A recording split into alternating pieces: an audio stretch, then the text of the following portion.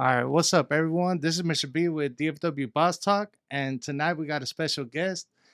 Just to give you a backstory on our guest today, back in 2020, prior to COVID, I had finally been able to boss up and try to look towards buying my own commercial building. And as a barber, that's a big deal. So I was referred by a friend to hear who we have, Miss Candice Haley, attorney at law, and she was able to help us lock in a nice commercial contract and help us buy our first commercial building. With that being said, here I want to introduce to you Candice Haley. Hello. Hello, thank Candice. thank you. No, you go ahead. Thank you for having me. I'm excited to be here. Thank you for coming out, Candice. So go ahead and tell us, how long have you practiced law? 6 years. Well, yeah, 6 years. I think November of 2017. That's when I got barred. Yeah. hmm Okay. And how was law school? How was that experience? Well, um, you know what? It was different. It was definitely different. I think I really got to know myself a lot in law school, and I realized who I didn't want to be. um, and I wish I would have tried a little harder in law school, but it was a great experience. I went to school at Southern University Law Center in Baton Rouge, and it really was a great experience. Southern is a HBCU, so it's a historically black college. Okay. So it's a college for us, for minorities, and so it was a great experience because I went to TWU, Texas Women's University, for undergrad, and then that was in Denton, just up the street.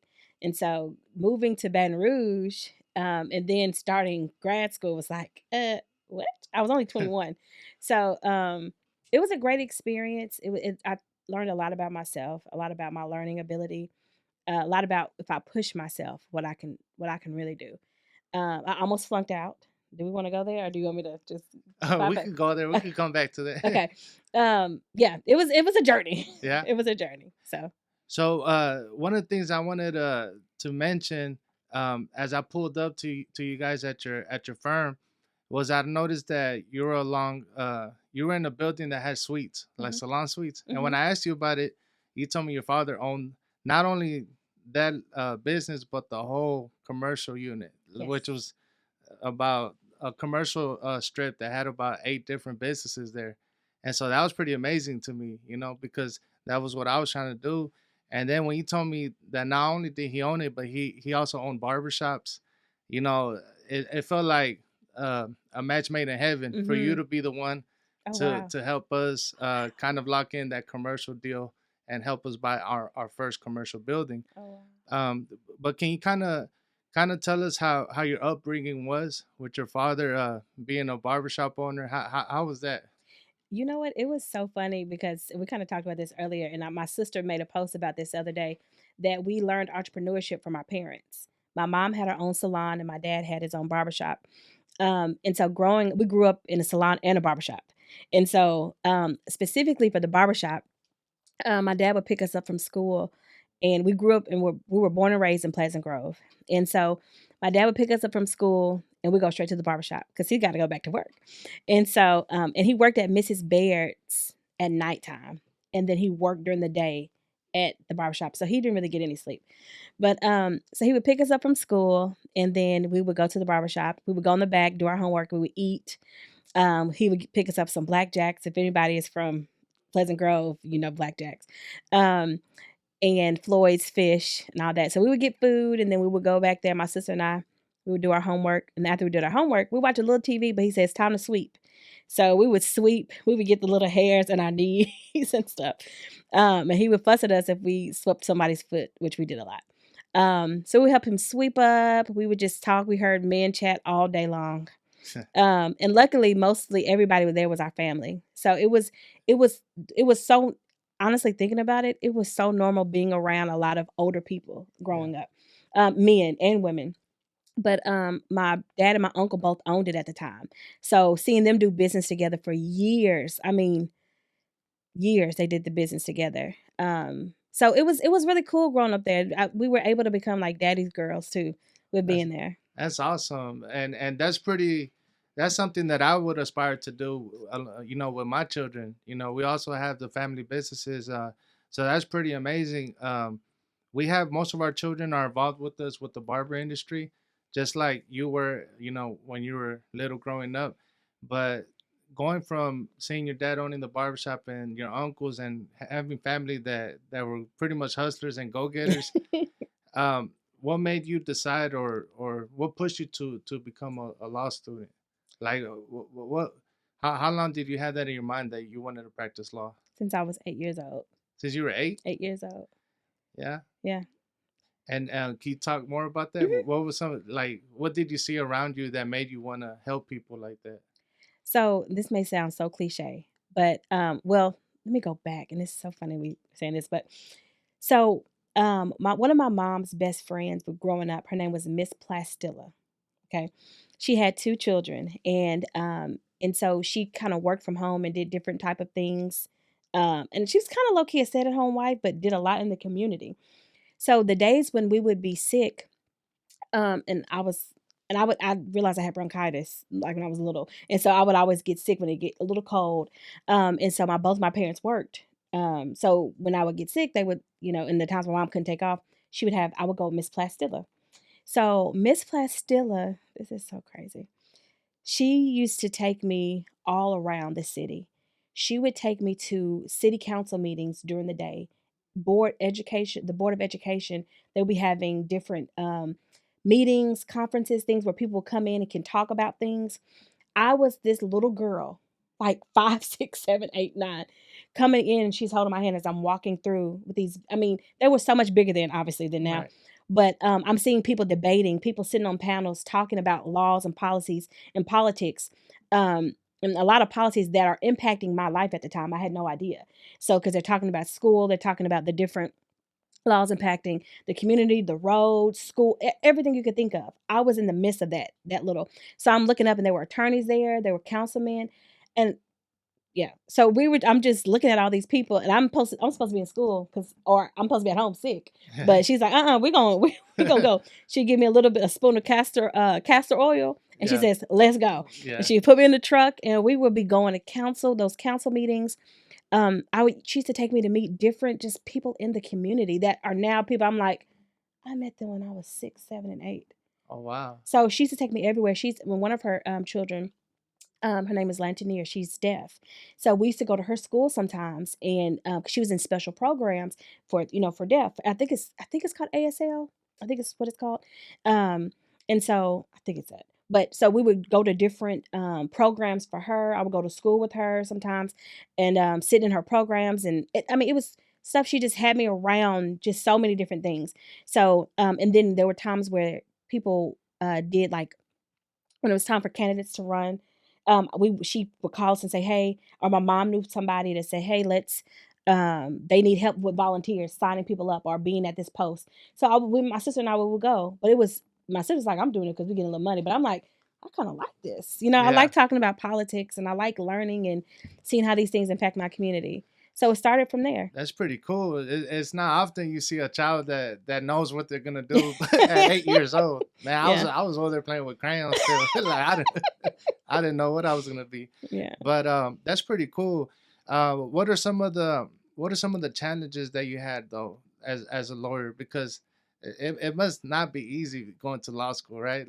Yeah, so I wasn't growing up, I just was not scholastic at all. Like I wasn't a scholar, I was not that girl. I did enough to get by because I was interested in more of the practical side of it versus the learning. But you got to learn it in order to be able to practice it. So, so for me when I got to law school, I kind of had to face the reality that, oh, wait a minute, I got to really apply myself. This is not just any old thing. So when I got to law school, it was a huge transition for me. So for the first semester, um, I was always tired. I didn't know how to study for law school. Um, and then come to find out, everybody was on Adderall. And I wasn't into like drugs and stuff like that. And so Everybody popping pills. everybody popping pills. And I'm like, how are y'all staying up so late? Because I'm like, y'all don't need a nap. I need a nap. You guys are Or superhumans over yes. here. What's No, going on? seriously, Javier, for real. And I'm like, I'm tired. I want to go to bed. I need a nap.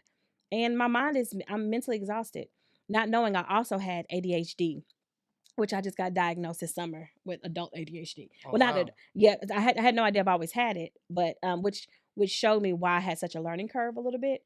I needed to take breaks when I Yeah. work, when I You study. couldn't stay on one thing for a long period Mhm. of time, right? Right, right. I couldn't stay on things for a long period of time, or if I did, right after, I can't just transition to the next thing. I need to take a break. And sometimes I need to take what I've learned is I take 15-minute naps here and there, and it Okay. gives me the rejuvenation I need. But so anyway, so in law school, that first semester you had to have a 1.5 to stay. Y'all, those grades started coming in after the semester because I just didn't know how to study. I didn't know how to study for law school, and your grade for that class was one grade, and it was your final exam. That was it. So you there wasn't like, oh, okay, if I flunked the exam, at least I had papers and other assignments. No, this is it. Just one and done. One and done. So you got past it. That's it. So the grades started coming in, and they were bad. They were D's. I had maybe one C. They were D's. Then and then I made an F in contracts. My favorite class I wanted, but I couldn't stand the professor. I made an F in contracts. Oh wow. And I said, And this that is my should favorite thing. Why how can yeah. So I'm like, "Whew, okay." It's time to pop the It's Adderalls. no, you know what? I didn't find that out until my last year that they were doing that. But everybody was like, "Yeah, Okay. we've been taking them since 1L year." I'm like, I'm glad I didn't know because I still probably wouldn't have, but I get to that too. So I ended up I was back in Dallas, and I'm seeing all the grades coming in, and they had a program where you could do what's called Fresh Start. Hmm. You could start all over if you failed out and you couldn't come back the next semester. But you had to wait that next semester and come back in the fall. I was like, Lord, it's looking like I'm about to, and this is my dream. And I'm like, it is, God is, yeah. So I'm just like, Lord, it is falling from my hands. What is happening? And so, and it's self inflicted because it's me. I'm the one not, doing what I need to do. So I'm looking at the grades, and I'm seeing my GPA drop and drop and drop and drop. And it's looking like it's going to drop lower than that 1.5 that you need to come back. Yeah. And so I said, God, please, if you could just give me a 1.5333. My favorite number is 3. I said, if you can give me just a 1.5333, I'm gonna come back and I'm gonna be better. Please, Lord, just give me another chance. Y'all, if the Bible was here, I'll put my hand on it. He gave me a 1.53333. Oh wow. I said, wait, what?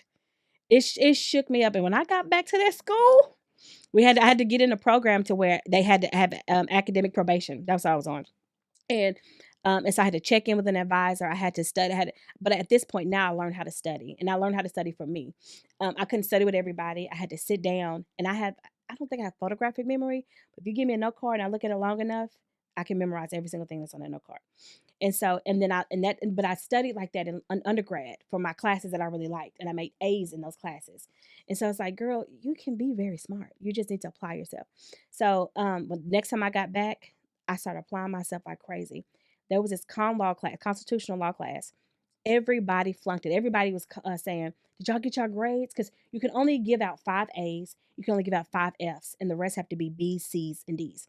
And so in this con law class, the professor was super hard, and everybody was like, he gave us everybody's coming in. I got an F, got an F, got an F, and then people were like, "Kens, what'd you get?" I said, "Let me go check. I got an A minus in that class," and everybody was getting an F, and I was like, So at that point, you already figured out how to study. You were already setting yourself apart from the rest, right? "Yes, That's good. yes," but it was still difficult. But But you figured it out, yeah, and now we got Candice, the lawyer, yeah, and you were telling me earlier about how you're doing a new move. Mhm. What you got going on? I see the logo on your shirt, Yes, Haley, Bailey, and Jones. yes. What was that about? So it's a new law firm. I had my firm. It was Haley Law. Um, but I realized I needed a team, and I couldn't keep doing it by myself. I'm not For me, this is me. Somebody else may say different for them. For me, I'm built better for a team. I work better with a team. I need the accountability, I need the pressure, I need the structure, and I need the collaboration.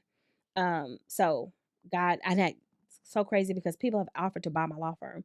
Like as of last May, a firm came to me and said, like a firm, a white firm in Highland Park, said, "Can we buy your law firm?" And I thought about it and I was almost going to do it. And then God said no, because it was going to take me away from God. And so I said, no. And God said, I haven't called you to this yet. So then fast forward, I was just going to revamp Haley Law.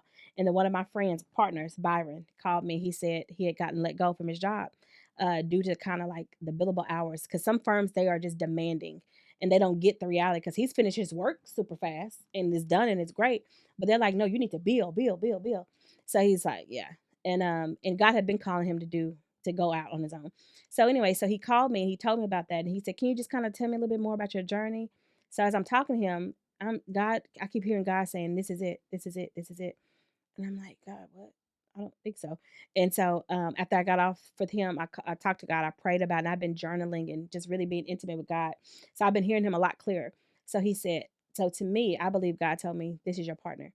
And so I didn't say anything about it. I prayed on it for a while. I talked to my dad because he's a businessman, and I never talked to him about business before because I just Oh do it. wow. And so, because so I know he will always tell me no. So I didn't want to talk to him about it. But God said, call your dad. I called my dad and I told him, and I've been knowing Byron since I was 16. And so I called my dad, and my dad said, it sounds like a good idea to me. Shoot your shot. I said, whoa, okay. So I text Byron and I said, Bailey and Haley, and I put the eyes. He says, I've been thinking about that too. That was it. We never said nothing else about it for weeks. And I was like, okay, well, I guess he don't want to do it. I'm not gonna say anything about it. And I'm not one to pressure. I'm not even one to shoot my shot like that. Yeah. And so then fast forward a couple of weeks later, he was working with me with some stuff. He was like, can you just teach me, certain things? And I was like, yeah, for sure. So he was shadowing me and different stuff. And then one day we started a podcast. It's called Legacy Talk. That's another side thing I was going to talk about too. That's cool. So we shot our first episode like the end of September, and after we did that first episode, our minds were blown by how amazing this could be. And so I went into the restroom. I said, God, I need to talk to you. He was still in the office, and I went in there. I said, God, tell me what you want me to do. And he said, shoot your shot one more time. So I said, okay. So I went back in there and I said, I said, I'm gonna be honest, I'm gonna be vulnerable and transparent.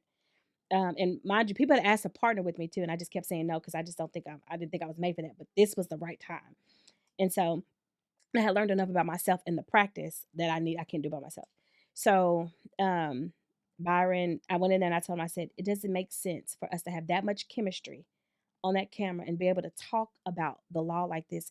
And we have such a great connection that we are not partners. Because at the end of the podcast, he's like, introduce, tell them where they can look for you at. And I told him, hey, I said, tell them where they can look for you. He's like, well, I'm with you right now. And I'm like, okay, are you really, like, what are we doing? And so so that's what I said. And then you saying that, I'm just kind of like, what are we doing? The people are going to want to see us together. People are going to buy into that, and we're good together. Yeah. So he was like, I'm 100% in agreement with you. He Yeah. said, but I want to be transparent with you too. I got my boy Julian Jones. He said he's been talking about this the same way. He was like, and I'm kind of stuck. He said, would you be open to bringing him in? And I said, honestly, because I want to be a businesswoman now, I said, if you trust him and let's meet and I pray on it and God says the same, let's do it. So we Yeah. got Haley Bailey and Jones. And congratulations. I Thank think I think you. that's a great thing you guys are doing because there's strength in Oh numbers, yeah. Yeah. And then one thing I like you mentioned is you prayed on it, So everything that we've done, we've also put God first, Mm-hmm. because without Him, there's nothing's possible. Yeah. So that's pretty cool. Thank you. Um, I wanted to talk to you about what you guys specialize in because I know you personally, you do very well with contracts, right? So I started my barbershop at 24, Mm. and my first one, and I had to move a year later, not because I didn't like the location or the spot, but just because I didn't really pay attention to the contract. How important is it for people to read over those things and kind of understand the terms, and if they don't, how important is it to have a contract lawyer that has their back, that kind of could break it down in simple layman terms for us that don't know, you Yeah. know, because those contracts get real tricky. Yeah. There's big words in there. Yes. So And yeah. So and again and we were talking earlier, just you don't know what you don't know. yeah, And you don't know that if, yeah, you're dealing with, you think you're looking at a contract, and it's important to depend on the type of attorney you have too, because a contract attorney may be looking at the contract but may not understand real estate. And because your business involved purchasing commercial property, there were things I had already experienced with commercial property and contracts, so I was able to give you everything you needed.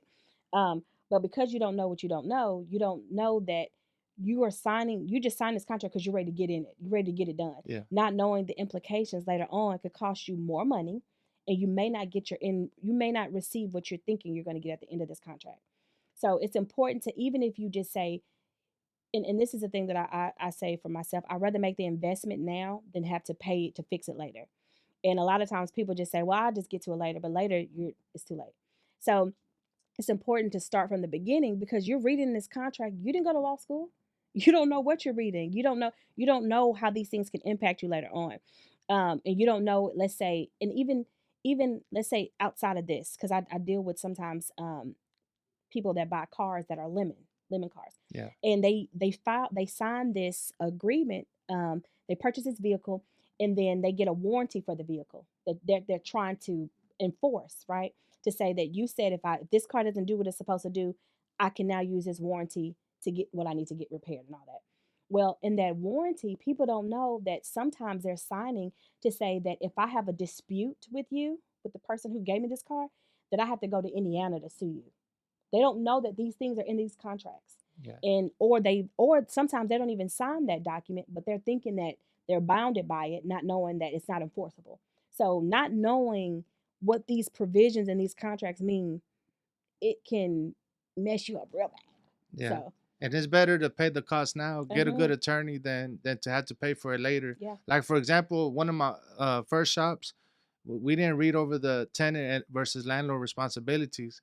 So the electricity went out one day, and so I'm thinking the landlord's gonna take care of me, but she told me no, like that's Ooh. on you. Like look over your contract, Mm, and sure enough, it was there that I was responsible for those type of things. yeah. And so that's why I feel like, especially for barbers, we love to cut hair. We love the practicality of it, Mhm. like you said, and looking over paperwork and legal terms and all that. It's not really our forte. We're Mhm. artists. We're visual, and so that's something I've had to learn the hard way. Yeah. So that's why I'm glad you're here, so we can introduce you to barbers. We have barber schools and student barbers that eventually will one day own and operate their own barber shops, and I would highly recommend them for to call you guys and make sure that anything that they sign beforehand, you kind of glance over and make sure Mhm. that they got a good deal going for themselves. Yeah. What else do you guys specialize in? Because it's not just contracts, right? Mm-mm, no. So we do business. So we help businesses scale help businesses get formed, and if they have any issues, we help resolve it. Any contracts, obviously within that business, we help with too. And then outside of that, any type of contracts we help with. We do sports and entertainment as well. So we have that's another part of contracts, but that's a different industry that's specific to a certain type of contract. And then we do probate and estate planning.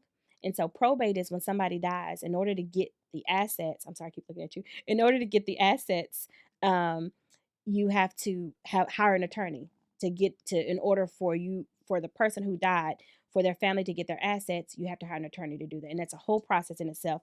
But we also do estate planning, which is helping prepare you and your legacy and your assets for either when you die or when you become incapacitated.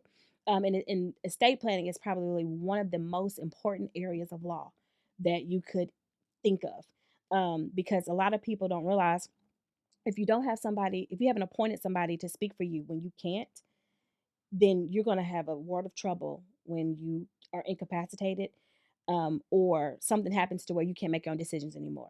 And that either is medically or non medically, which is like your finances, your banking, your tax, all that stuff. And then you need a will, or you need a trust, or you need both.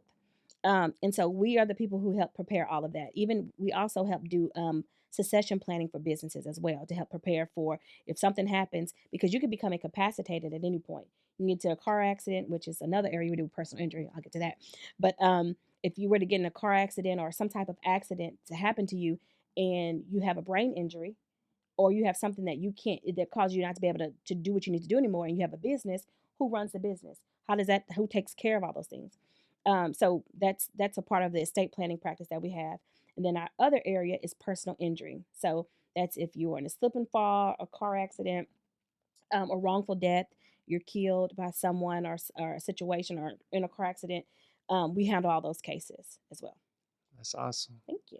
And going back to your childhood, um, you have a sister too. She also graduated from college, right? Yes. So how much your parents must be very proud of you guys, right? Yeah, they are. They Yeah. are. Yes, they are. Is it just you and your sister? No, I have an older brother. You have an older Hmm. brother as well. Yes. That's cool. And how did it feel retiring from barbering? Like your dad, he ended up selling the building and all that. He doesn't know what to do with himself. Yeah, He misses it. I'll tell you that. He misses it. He misses his boys. He misses just the the cut. environment, He right? does. Just working, cutting hair. He loved it, but it took a toll on his body. He Yeah, didn't rest enough. Um, yeah. Your back, your wrist, everything starts Everything. hurting. Your knees. Ooh, he was just the other day. I was actually over there Saturday, and he has this ball. You know those big balls. I would look in his bedroom. He's rolling on it. His feet, legs, and stuff up because it impacted him. But they're enjoying themselves. Him and my mom just and they. I'm thankful they bought a new house. They live out in Rockwall now, and so they just been enjoying each other and enjoying time. So, Candice, what advice do you have for any young girls out there that might want to jump into law or entrepreneurship and they just don't know where to go or how to start? I would say first they need to consult with God. Don't do anything without consulting with God. Ask Him first what is His will for their life, because then once they find that out, they'll be able to navigate their life in a way that they'll know they're always in alignment with what He wants. Because the moment you fall out of alignment is the moment you're going to find yourself in turmoil, and headed for destruction. So I would say first consult with God, ask Him what it is He wants you to do, and let Him know the things that interest you. Let Him know that, God, I do want to be an attorney. Is this what you have for me? And if not, show me something that I need to do. Consulting with Him, and then if once He gives you the okay, because He'll give you the okay, or He'll tell you after that, to go to law to start. I'll say this: if depending on where you live, the Dallas Bar Association has an internship program every summer, and that's where I started. That's where me and Byron Bailey started. That's how we met. They place you at a law firm, whatever law firm, whatever. Well, they place you in all different law firms in the state of, in the Dallas area. And I would say start there if you're in Dallas, and you are enrolled at a school in the district, DISD. You can apply for that. Um, and then or while you're navigating your high school years, because you need to start young. I would say that because you'll start finding out. You'll learn more about it, and by the time you get to law school, you're not like culture shock. Um, so start there, find internships, find mentors, get a mentor, because then you can just shadow them. Find you a mentor that will take you in and take you to court with them, let you come in, file paperwork, look at stuff. Um, so start there, and then once you find out that's what you want to do, go off to college. You do have to take the SAT. Well, I don't know what they take now, but you have to take the college admission test. How And many years in college is it to become a lawyer? so you have to have a bachelor's degree first in any major. But I would say probably get a major in government or English, because you're gonna do a lot of writing, and at least you'll learn about the laws and stuff.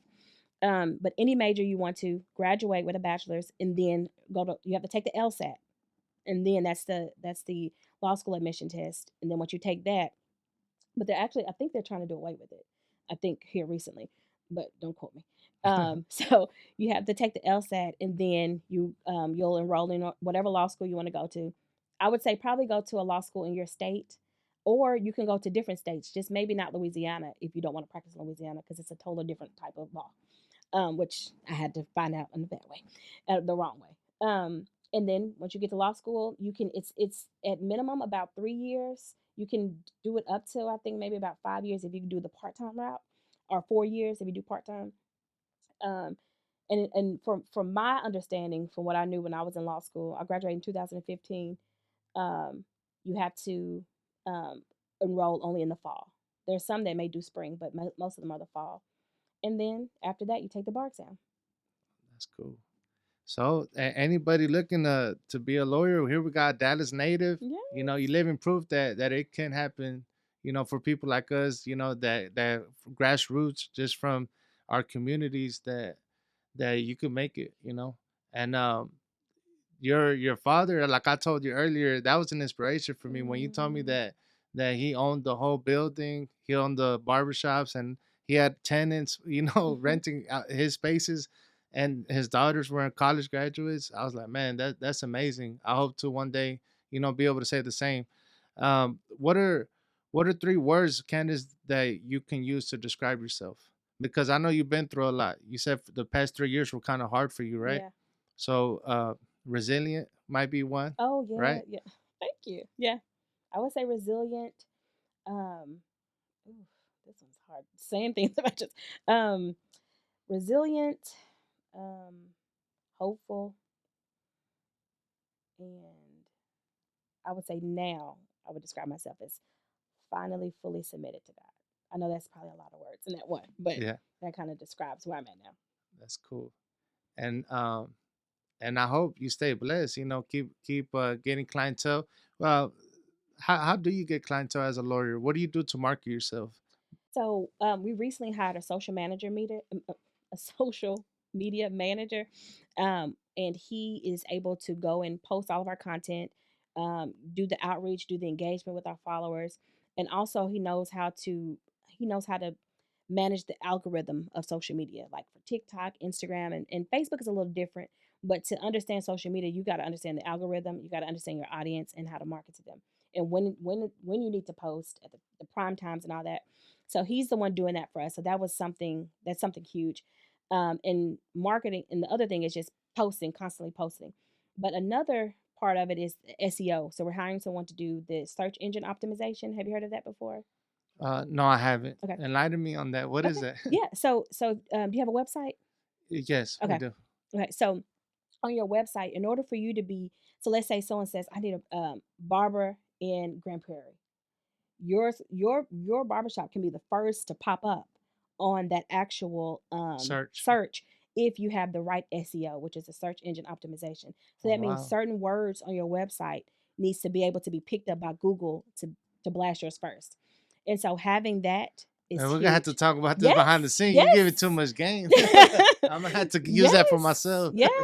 So That's cool. the SEO and then the digital marketing, I'm gonna have to give you a guy for that one because in the digital marketer, what he does, he looks at the data. That's all he looks at all day. And he looks to see who is looking at your stuff, and he now creates your audience, and now he knows how to reach them. So he creates campaigns for you to advertise, and he puts it out, and he sees the hits, and he That's knows how cool. to keep putting it in their face. So let's say sometimes if you're on Facebook, you see an ad on the side, and you're Yes. like, I just thought about that. He knows that. And so he's the one that's doing that. He's Yeah. putting it in your face. So So definitely it's important to have something like that, yeah. you know, because we do all of our marketing in house, and Mhm. it's very hard Yeah. because I come from a generation where we go door to Yeah. door, passing out business flyers, knocking on Yes. door, people closing the door on you.